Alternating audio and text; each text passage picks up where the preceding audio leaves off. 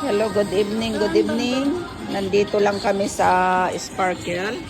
Ayan, mga lakwatsera vlogger. Dito kami rin nag-standby, parang feeling mga teenager. Uwi daw kami 4 o'clock. Ayan. Yan, kay ganda ng ambience ng Sparkle Coffee Shop.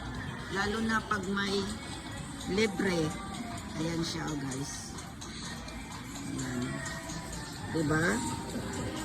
Yan, tignan nyo sa labas, oh, ang galing. Kay ganda talaga ng paligid natin. Ayan, tignan nyo sa taas, oh.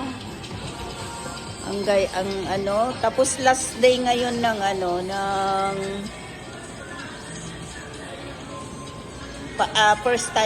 first bukas ng Ramadan.